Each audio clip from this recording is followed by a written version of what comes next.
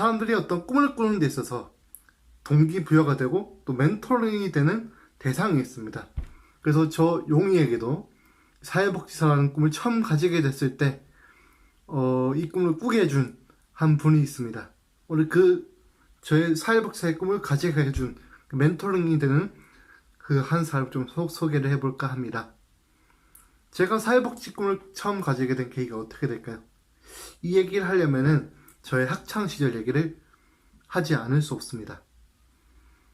지금은 좀 활발히 또 많은 사람들과 대화도 자유롭게 하고 하지만 저의 학창시절에 저는 이렇게 적극적이지 않았습니다. 굉장히 소심했고요. 우울했습니다. 친구들에게, 또래 아이들에게 오랜 시간 따돌림을 당했습니다. 일명 왕따라고 하죠. 거의 2년, 3년 같은 또래 친구들에게 왕따를 당하고 하다 보니까 참 내가 이렇게 살아서 무슨 재미가 있지? 힘들다. 죽고 싶다. 이런 우울한 생각 속에 빠져서 저를 스스로가 세상과 단절시키려고 했고 항상 좀 모퉁이, 구석으로 날 가두는 그런 힘든 삶을 살았었습니다. 그런 우울한 시기를 보낼 때 중학교 때죠. 중학교 때 교회를 다니게 됩니다. 교회 얘기를 빠질 수가 없습니다. 미안합니다. 혹시나 종교 얘기에 부담이 불편하신 분들은 먼저 양해를 구하겠습니다. 교회를 다니게 되면서 주일학교라고 하죠. 주일학교에서 이 중고등부를 담당하시던 전도사님이 한 분 계셨습니다. 전도사님. 사실 오늘의 주인공은 이 전도사님이신데요. 전도사님이 제가 굉장히 소심하고 좀 위축되어 있는 그런 부분들을 보게 되지 않습니까? 그러다 보니까 저에게 굉장히 좀 많은 용기도 되어주셨고 힘도 주시고 좀 기도도 많이 해주셨습니다.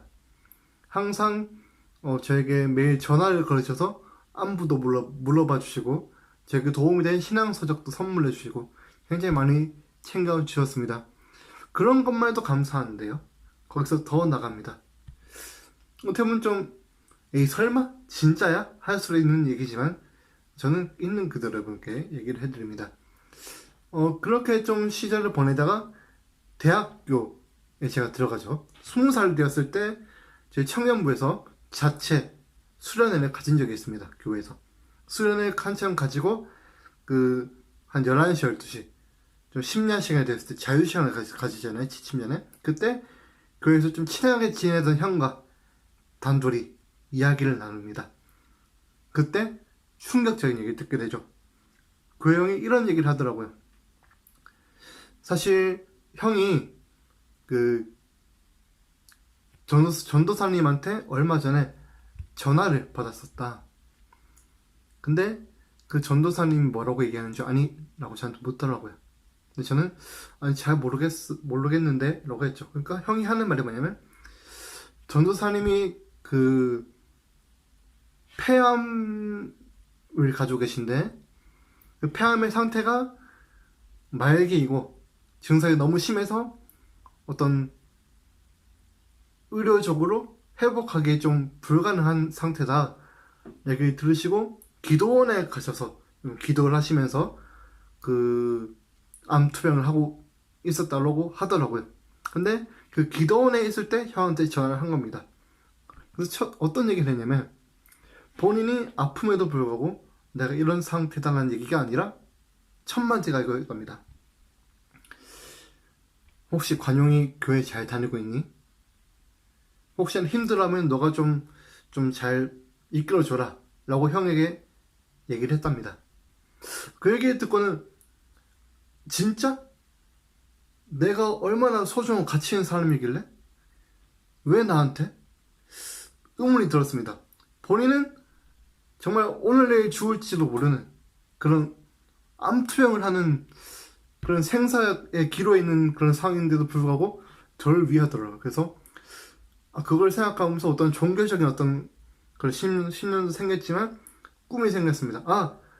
나도 전도사님처럼 정말 누군가를 위해서 헌신할 수 있고 섬길 수 있고 누군가를 위해서 따뜻하게 일을 할 수 있는 사람이 되겠다라는 생각을 가지면서 사회복지사가 되어야겠다라고 생각을 했습니다.